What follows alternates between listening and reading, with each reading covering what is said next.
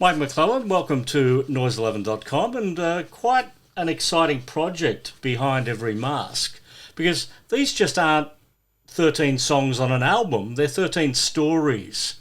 They are very much so, Paul. It's been an interesting 2 years in so many ways, and it's prompted a lot of the material that came off this album because I started to realize that so many of the things that we were all beginning to focus on and had become uh, topics of conversation had suddenly been heightened by what we've all been going through with COVID. And it seemed in the end that in putting together this album, I should probably just focus on those things that had made the biggest emotional impact on me in so many ways, that would then find perhaps an audience out there, not only just in Australia, but hopefully around other territories, as indeed had happened with Letter to America, to expand the audience and try and make a bigger impact with this one than we'd done with the previous three or four. I guess, like that actual title itself, Behind Every Mask, just that mask imagery really does encapsulate the last 2 years, doesn't it? It does to some extent, although there's a slight irony in the title, because the title for the album comes out of a song called If Sorrow Should Find You. And there's a line in that song that says, if you search through your past, you'll find every mask hides questions you'll ask and repeat. And that song and those lines were written before COVID hit us.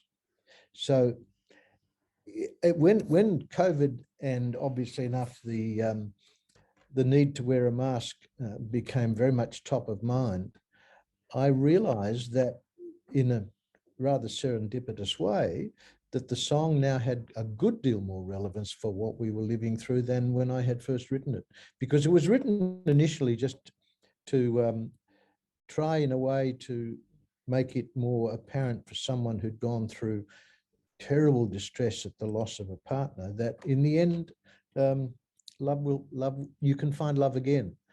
And in so many ways, what we've now been living through has been about finding love and finding the things that are really important to us as a means of reconnecting with our own loved ones, with our community, and with the rest of the world to some extent, because so much of what we've had to face in the last 2 or 3 years, and particularly now with the Ukraine situation, has been about making human connection and making it in such a way that we both value it, we find ways to make it work to bring us some sense of peace. So it was rather ironic that that song should have become so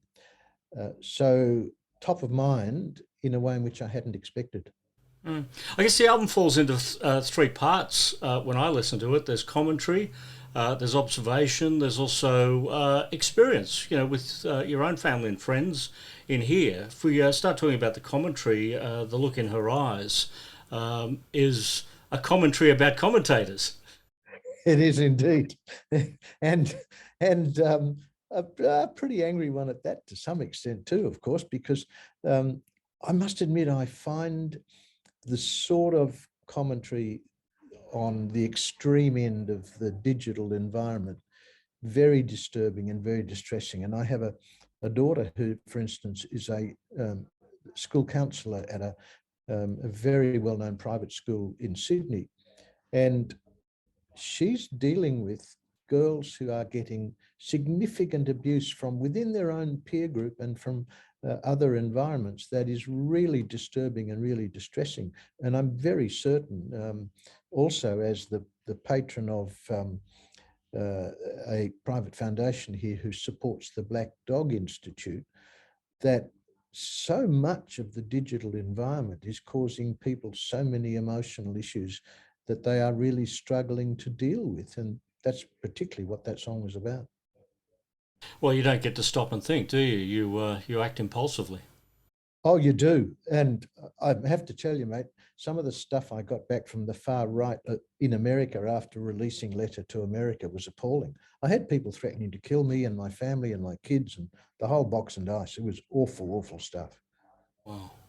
And we will get to that song because that is also featured on Behind Every Mask.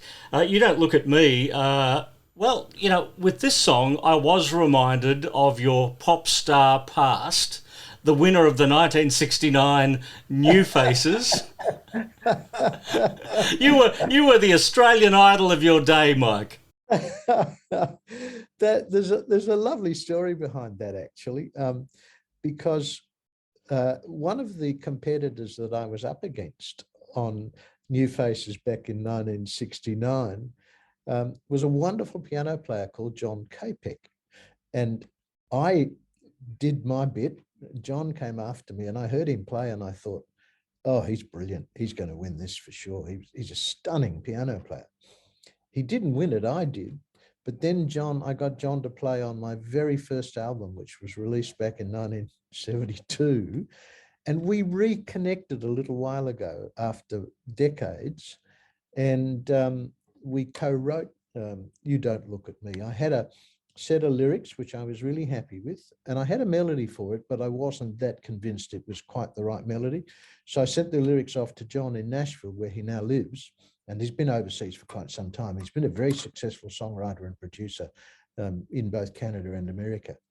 And he sent me back a demo with a beautiful melody put to it, which was really, really, really delightful to get that sort of feedback from someone whose work I had admired for so long. And he wrote John Paul Young's Soldier of Fortune. He did. Oh, yeah. Oh, he's a great writer. Great writer. Moving through the tracks, one of the songs that we have already heard, "You Will Be a Witness," is, I found it a very articulate commentary on what is happening with the environment. You being an artist that was around, in the late '60s, early '70s, when the protest movement was a big thing, and people would use song to get their message out. Here we are now. 50 years down the track, and not a lot has changed in the environment, has it? I mean, it's almost like, the message of 50 years ago has gone unheard. To some extent, that's true, I think. I think we went through, as you suggested, that period in the 60s and 70s where the Vietnam War was top of mind, women's liberation was being very forcefully put by Women's Lib movement. And there were lots of other things that were very much a part of the protest movement of that period and driven largely by a young audience. And then it seemed to go through a long period where we've not really had that same focus on social issues in quite the same way, with quite the same activity. It's slowly ramping up, I think, now. And certainly the climate issue is starting to gather some significant momentum. And the thing that's always distressed me about the climate activism is that at this point, it seems like we really have not addressed the issue seriously enough around the world. And there are still a lot of people who are either denying the fact that it's a serious issue, or alternatively, delaying what ought to be really, really important decisions made to counter what seems to me to be a very dangerous situation. All the scientists you read and all of the UN's documentation is suggesting we're getting far too close to the tipping point where whatever we might thereafter do may not have the impact that we want. And that's disturbing. I worry about the environment that I will leave my grandkids and their grandkids, because at the moment, some of the things we are being confronted with, as we've all just lived through on the east coast of New South Wales and Queensland, are simply highlighting the fact that we have to do something, and we've got to do it urgently. Well, I guess that theme carries through to Take Me Back to the Mountains, doesn't it? With, as what you've just said there, with the bushfires, the floods, like we've got a government immune to the reactions of COVID, for instance. And then we can go even further with this commentary and jump into Simple Man. Yeah. It's like part music album, part current affairs show. Yeah, that in some ways that was quite deliberate, actually. Although interestingly, Simple Man was written some time ago, and it was originally recorded with Matt Fell, my producer, for the very first album we did together. But it didn't fit within the context of the songs on that album, nor did it fit comfortably within the context of the one that we did together thereafter, called No Intermission. But it works within the context of this album, and in some ways.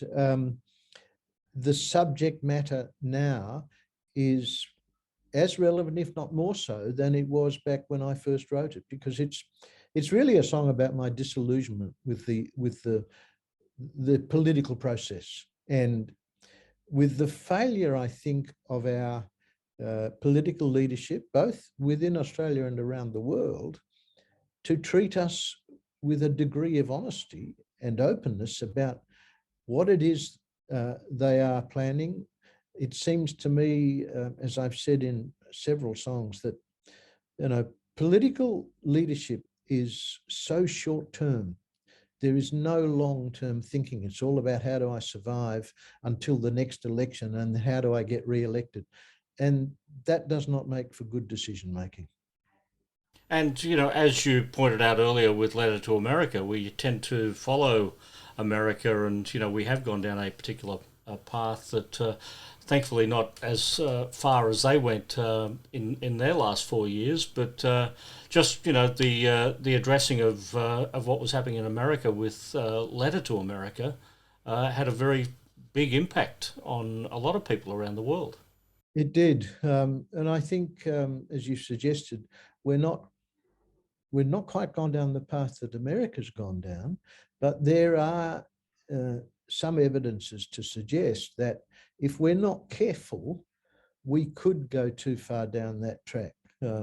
I think there is still a significant proportion of the media in Australia who are not levelling with the Australian audience, not treating them with some degree of intelligence, who are spoon feeding them on what they ought to believe and ought not to believe. And we're not getting the level of debate within the media that's going to enable people to make an educated decision. I think it's all become very short term. It's like every slogan at the moment that political parties put out there that are all very brief, very generalized, and in so many ways quite superficial, unfortunately. Let's talk about some brighter subjects. Your family, your friends, the Annie I know, Runaway Road, One and One is Two. The you're sharing a bit of your life with the audience here. I always have done to some extent, Paul, with my writing. My daughters will probably tell you that they can track my life through my songs, and if you do know me well enough, that's probably true. The Annie I know is literally about Anne Ellis. Anne and her husband owned Hanging Rock Winery, not very far from Melbourne. John and I met back in the 70s when he was the principal winemaker for Rosemount up in the Hunter Valley in New South Wales. And I've known them for a long time. They're very dear friends. That song was written actually as a birthday gift to Annie a little while ago. And it's just a song to say basically thank you to them for their friendship and their support. And every time I go to Victoria to play concerts, I usually spend a night or two with them out on the vineyard, which I love doing. So that's an easy one. There's several other songs that are about my family. There's two songs actually that are written essentially for Mary Ann. There's One and One is Two is very much about she and I rediscovering each other because I'd first met Mary Ann and her late husband back in the late 70s, actually, when my then wife and I, and she and her late husband, were on board a cruise vessel that I was working on. We contacted, stayed in touch, socialized thereafter, and then for one reason or another lost contact. And Mary Ann and I happened to be at a social function for an organisation in New South Wales called Stewart House. And as the patron of a private foundation, we supported Stewart House with donations. And she was there in her role as the donations distributor for one of the big clubs in Sydney. And I found out then that her late husband sadly had died of prostate cancer. No, not prostate, pancreatic cancer. He'd had prostate cancer, but he subsequently got pancreatic cancer, which is a terrible, terrible disease to get. And we'd always been really firm friends, and it grew into something quite magical. And I have to admit, mate, I'm probably happier than I have ever been. And I've written about her over the last few years, and that song specifically about she and I. It's in some ways too, my sense of emotional security and my level of happiness has probably what's driven a lot of my productivity in the last 6 or 7 years. I'm in a good place, and I'm very fortunate too, because I'm 76 now, and I'm probably singing better than I have ever sung, I think. I'm still playing well. I still love it. I still get a huge joy out of it. And, my health has been very good. So I consider myself very fortunate, Paul. When you were starting out in 1969, an artist of your age then, in 1969 at 76, would have been born in the 1890s. I don't know whether I needed to hear that. Let's talk about the shit that comes around. How's that for a segue? That's a great segue. that was I heard. I was in Western Australia years ago.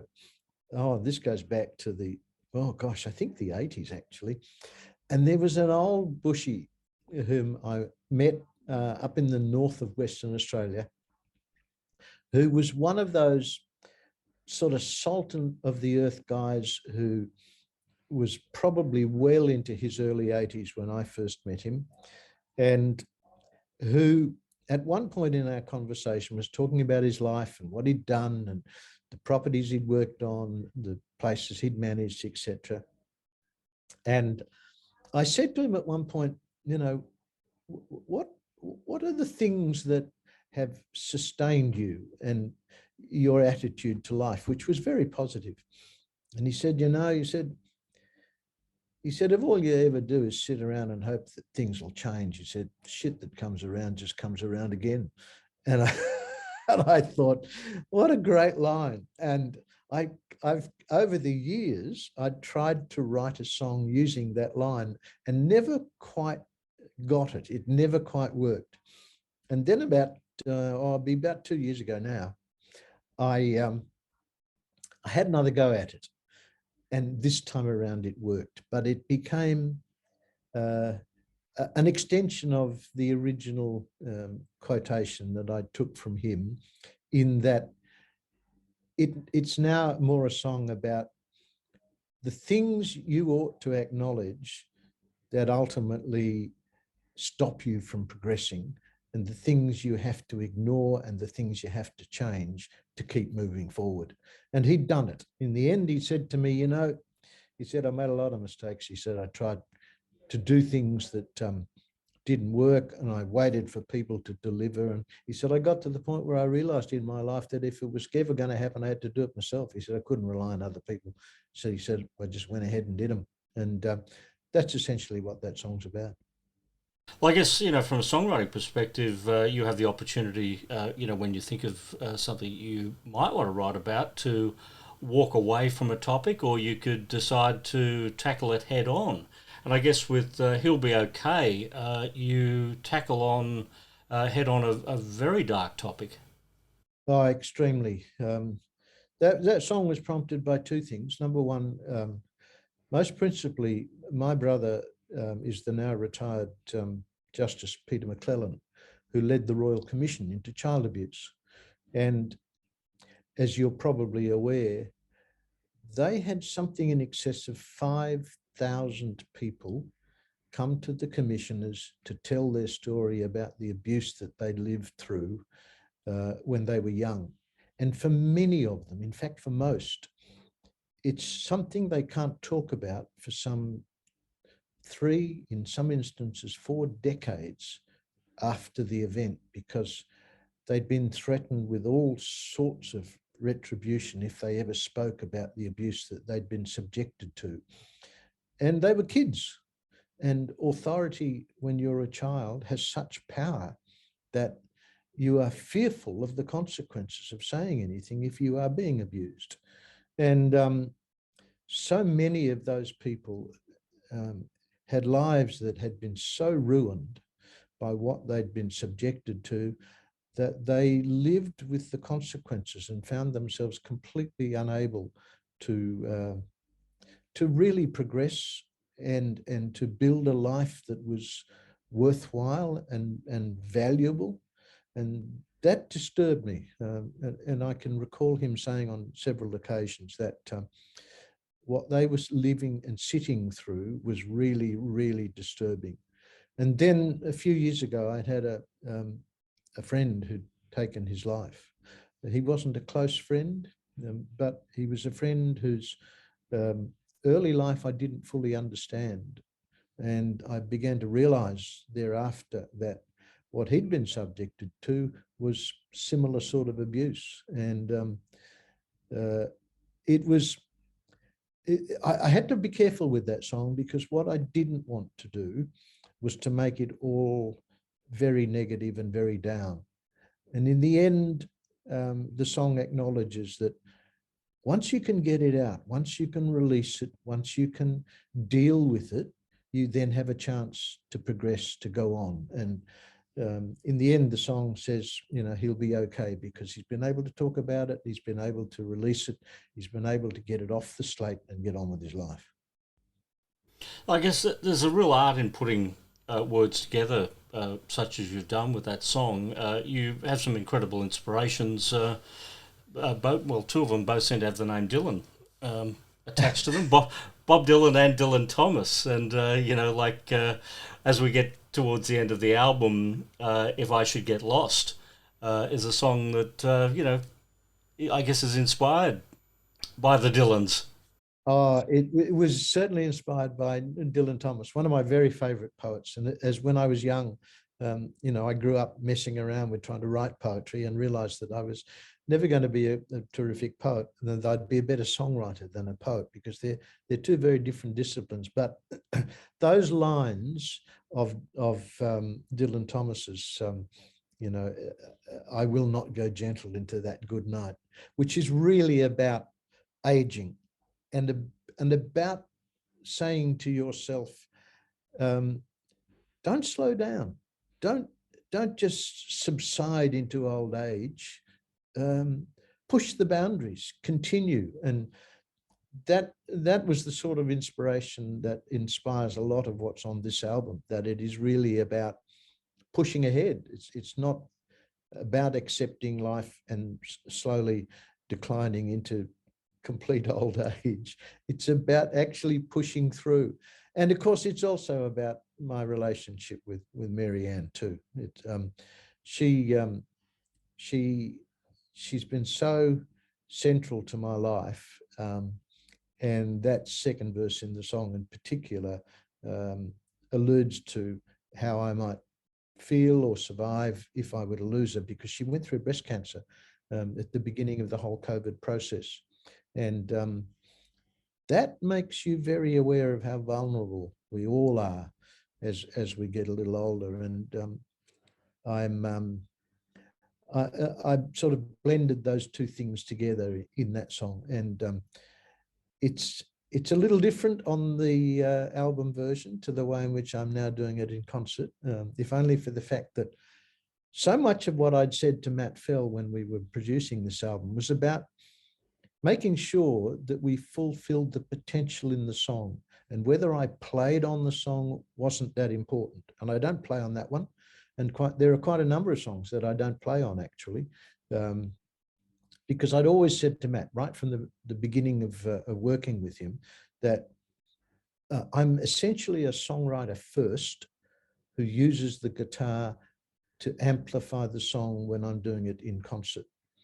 And as good a guitar player as I might be, it's not about my guitar playing on the album, it's about the song. And that song, If I Should Get Lost, is probably as good an example as any as to what Matt decided to do with the song and the way in which we approached it when we recorded it. And there are several others on which I don't play either. So in that regard, as I said, it's all about bringing out the best in the song. And I'm delighted with the way that one's come up. Well, so much to unpack in the lyrics with, the stories, the commentaries, that we get to the end of the album, the track Still is almost like the end credits music, isn't it? In fact, someone said to me, that sounds like a theme song for a film or a television series, over which the credits run. You're dead right. I wrote that some time ago, and I've been playing it in concert and dropping into the middle of it the Davy Graham piece, Angie. And several people have said to me over the years, when are you going to do a solo acoustic guitar album, just instrumental stuff? And I've always said, oh, maybe. But because almost invariably when I write a piece that might start out as an instrumental, as so many of my songs have, I find a way to put lyrics to it. And I had a set of lyrics for that, but it worked better as an instrumental, so I didn't bother with the lyrics. And it was one of those things where we said, as you've quite rightly identified, this is where the credits roll. So you're spot on, Paul. Well, it's a wonderful album. It's great to hear new music from you in 2022. I bet you never thought about that when you were in front of those New Faces cameras in 1969. Oh, God, no. Oh, that I would still be doing it and still getting such joy out of it was not something that crossed my mind back then. Thank you for joining us here at Noise 11. Mate, thank you very much, Paul. It's lovely to see you again, mate. Thank you.